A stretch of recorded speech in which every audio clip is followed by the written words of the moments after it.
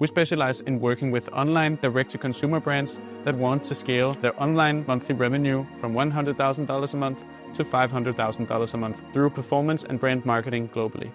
In this video, I will show you how you can develop a clear and actionable brand persona analysis, how you can build a content funnel designed for scalable growth, how you can align your content and messaging with each stage of the customer journey, how you can establish a flexible and scalable content production process, how you can structure a scalable ad setup that increases both your return on investment and your brand value, how you can test and scale without hitting a performance ceiling, how you can define your own profitable marketing targets to enable sustainable scaling in your own business. So if you're a brand owner or decision maker in a direct-to-consumer e-commerce brand, this video is for you. Your business should generate at least $100,000 in online monthly revenue.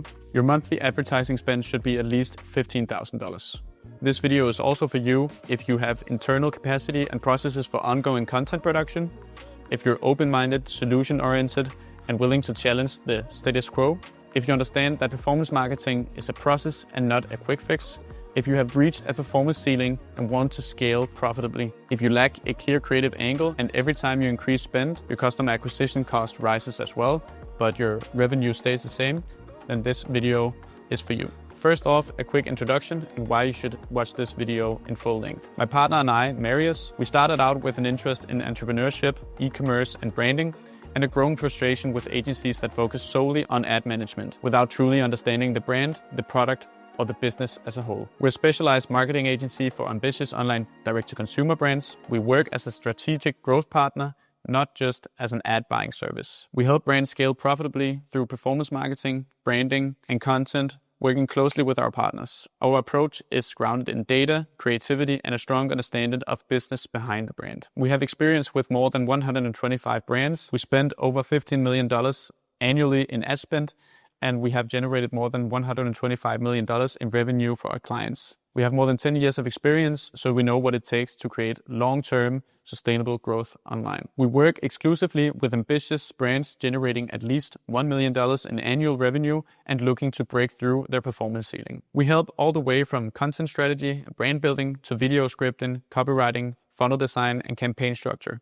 We own the entire paid growth strategy. Our work spans strategic consulting, Meta, TikTok, and Google Ads, as well as influencer marketing and email marketing, all built to work together as one cohesive system that scales your business. When working with online D2C brands, we use a strategic framework to make sure that we can scale the business and brand at the same time. First off, we need to define the brand and the positioning. Your brand must be easy to understand and clearly positioned. We ensure that the brand's expression, tone, and visual identity align with the person your customer aspires to become when purchasing your product. We don't want to just communicate the persona that they are today. So for the second step, we define our ideal customer profile and their desired persona. It's important to know who we're speaking to and who they want to become when buying your product and your brand. We do this by identifying key buying drivers, pain points, motivations, and interests, and define the ideal customer profile and the desired persona as the foundation for all communication in our marketing funnel. When we have defined the ideal customer profile and the desired persona,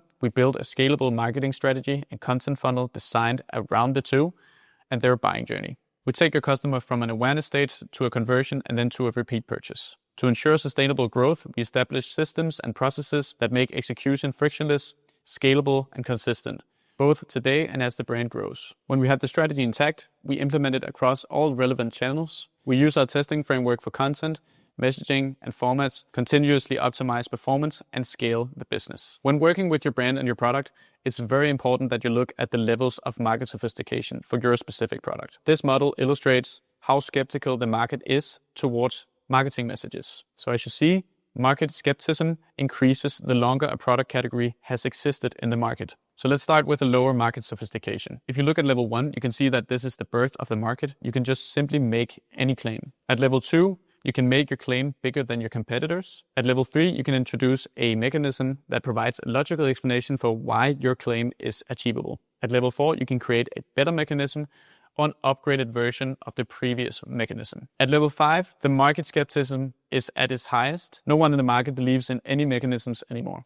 At this level, new advanced marketing strategies must be activated. Even though you might think that every well-established brand is at level 5, It's actually not the case because your product matters as well. Let's say you have an apparel brand where the functionality of your product is crucial to why the customer should buy. Then it's not level 5, then it might be around level 3 or 4. And you need to take this into account when working with your content funnel. First off, we should understand the different awareness stages.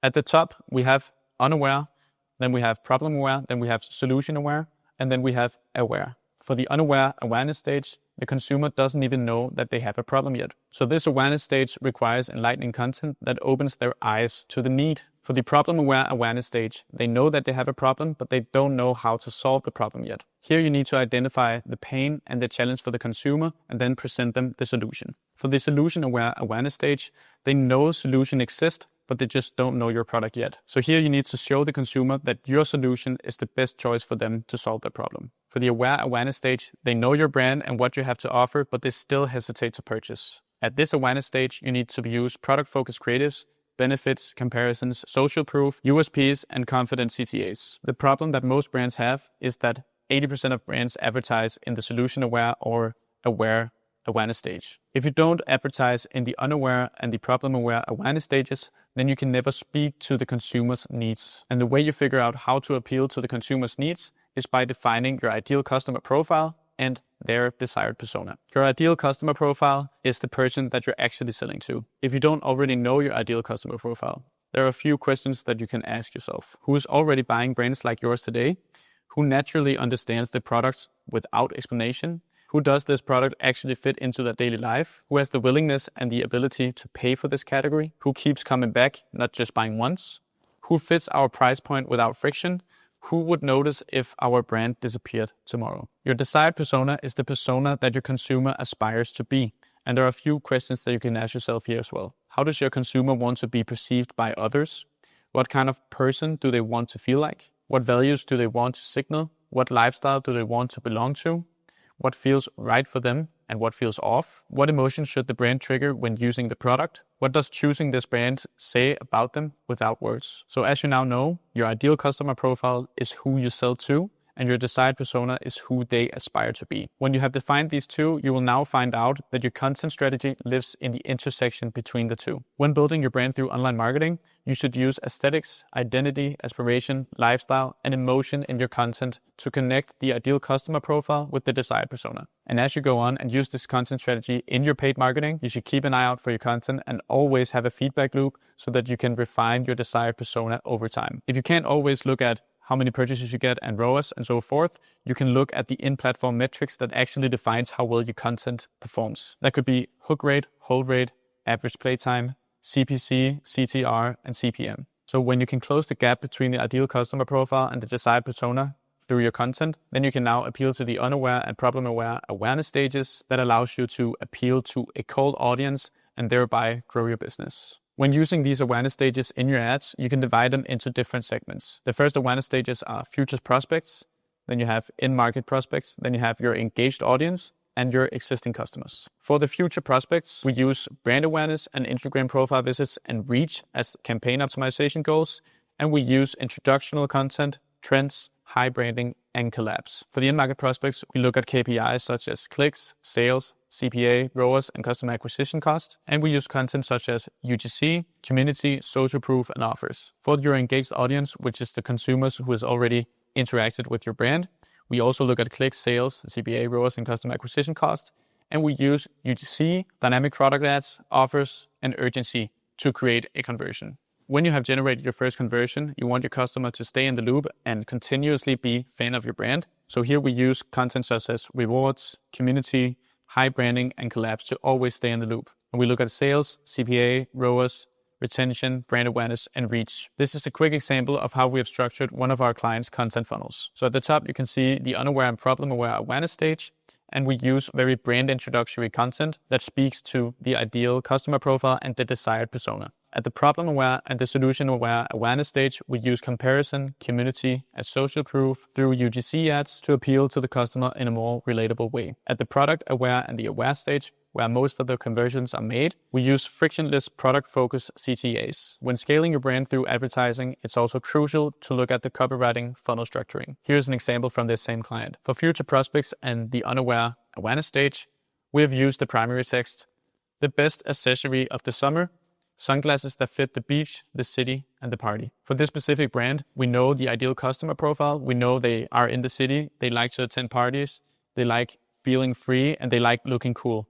So that's why we say sunglasses that fit the beach, the city, and the party, so they can attend all their activities with the product. For the CTA, we use a more broad CTA to leave it up to the consumer. That's why we say shop actionable eyewear. For the in-market prospects and solution/product awareness stages, we have an example of a UGC ad where we say, hey, actionable sunglasses made for seeing the world and for being seen. So this specific product are activewear glasses. So we want to appeal to exploring the world while also being seen, because we know our ideal customer profile likes working out, running, and exploring, but also likes looking good while doing it. For the CTA, we have it narrowed a little bit more down, so it says shop the crepuscular collection. For the engaged audience and the awareness stage, we have an example of a dynamic product ad where we say shop the sunglasses that follow you everywhere. And this is to appeal to the thought that you can wear the product everywhere, which appeals to their logical senses. And for the CTA, we have narrowed it down to be very specific. So it says shop, brun, light brown, transparent.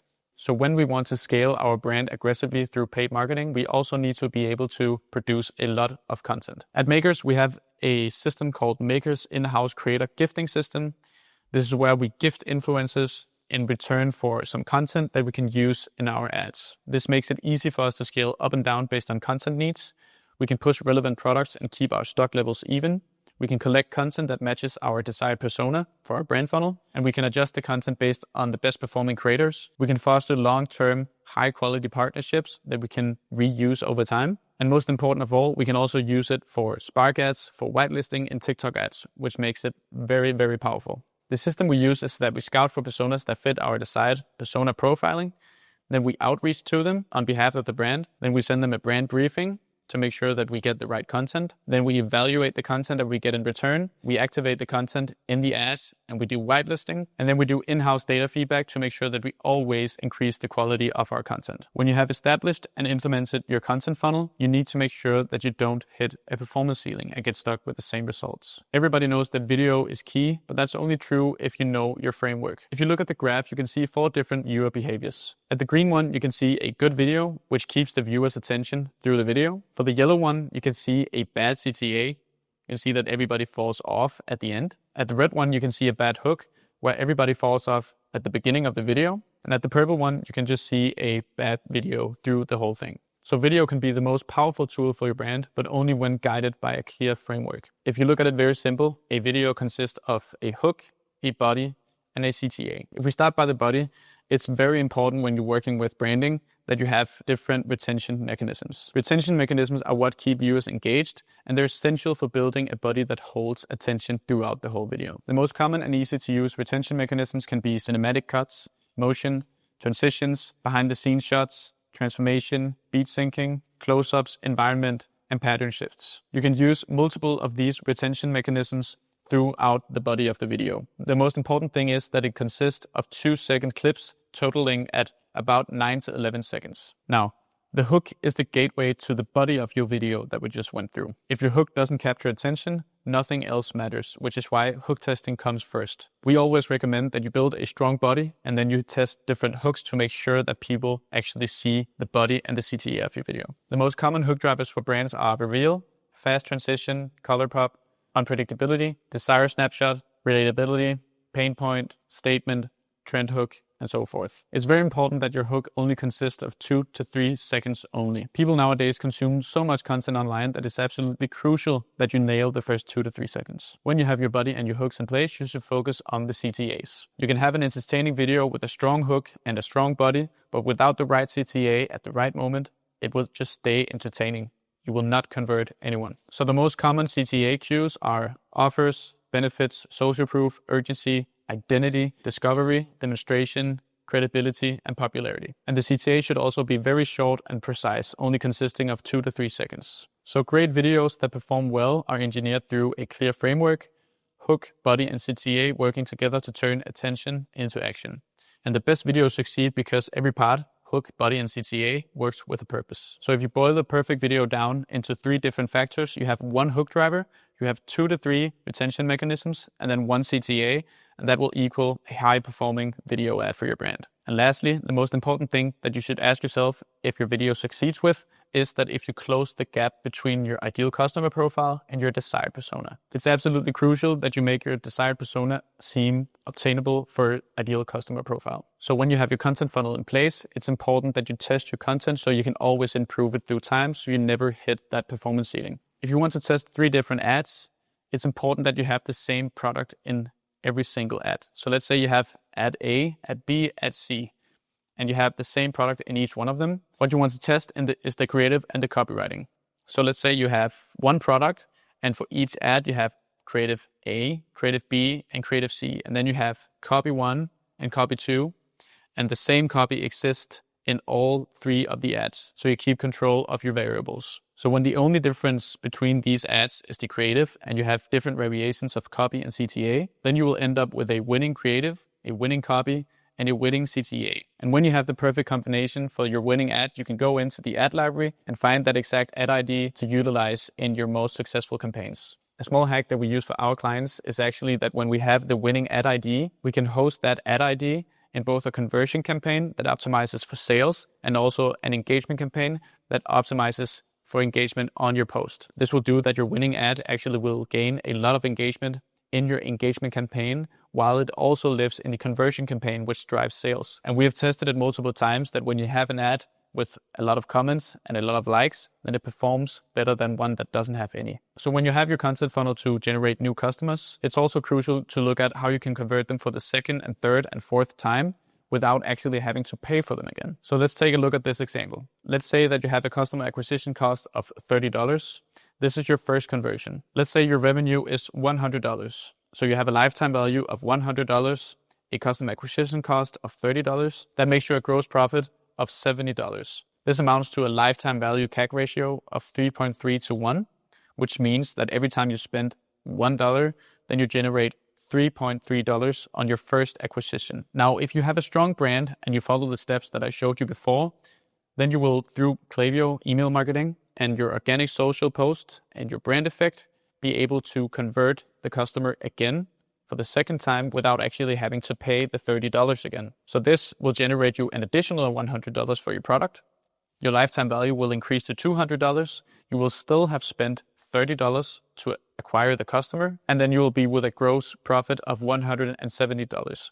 And this amounts to a lifetime value CAC ratio of 6.7 to 1, which now means that if your average customer buys from you twice and you don't have to buy them again for the second purchase, then every time you spend $1, you actually generate $6.7. Same goes for the third conversion.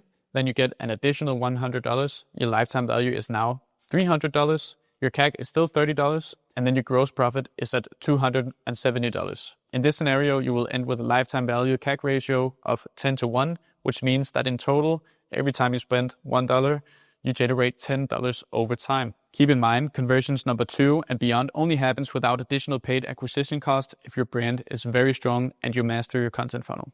So a problem that a lot of brands have is that they don't know which channels actually drives the conversions. Every channel claims the same conversion, and paid social overclaims at all times. Google last clicks everything, and ROAS becomes impossible to trust. And this can result in that you scale the wrong platforms. Let's take this example.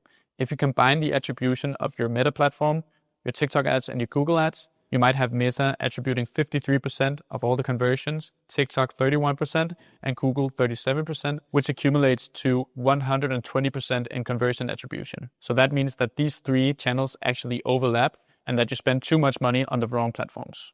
So with our clients, we always utilize third-party tools for optimal scaling purposes. We mostly use the softwares Triple Whale or Reaction, or Reaktion in Danish. And as you can see, instead of having 121% total attribution, then we have 43% for Meta, 21% for TikTok, and then 36% for Google, all accumulating into 100% attribution so that you don't waste any money anywhere. So when you know where you should place your ad spend, then it's important that you have a clear target so that you can scale aggressively. With our clients, we use a metric called MER, which is Market Efficiency Ratio. The MER is the total revenue divided by the total ad spend. So this basically shows how much your brand generate for every dollar that you spend in marketing across all channels. And if you're already familiar with the term MER, then you might have heard that the better the MER, the better the return. This is a common thing that we hear across brand owners, but the reality is actually not necessarily true. If you look at scenario 1, we have $5,000 in spend, which is quite low, and you also have a high MER at 7. And in scenario 2, we have $45,000 in spend with a MER of 4.5. And in scenario 3, we have $85,000 in spend with an MER of 3.75. So let's do the calculations. Let's take a basic example of a product that has a margin of 60% and an average return rate of 15%. The first thing we want to do is calculate the effective product margin. The way you do this is that you take the margin and say 0.6 times 1 minus the return rate, which is 0.15. That gives you an effective margin of 0.51. And then to figure out what your gross break-even MER is, then you take 1 and divide it by the effective margin, which is 0.51. In this example, that gives you a gross break-even MER of 1.96. So for this product with these margins and this average return rate, let's look at the calculations for the different scenarios. So for scenario 1, if we do the calculations, we actually end up with a gross profit of $17,000 and a contribution margin after spend of $12,850. And this is with a spend of $5,000 and an MER of 7. So now if we look at scenario 2, we're spending $45,000. We have a lower MER of 4.5.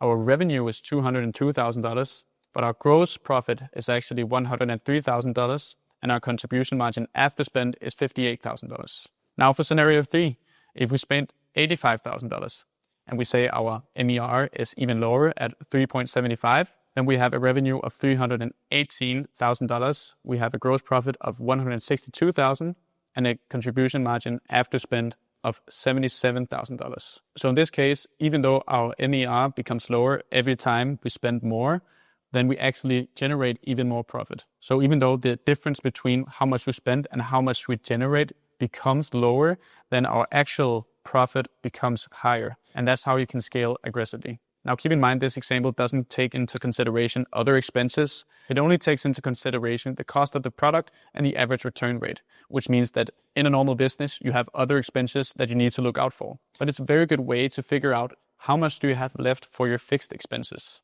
Now, when you scale aggressively, there comes a point where you reach about 10 to 20% of your serviceable available market.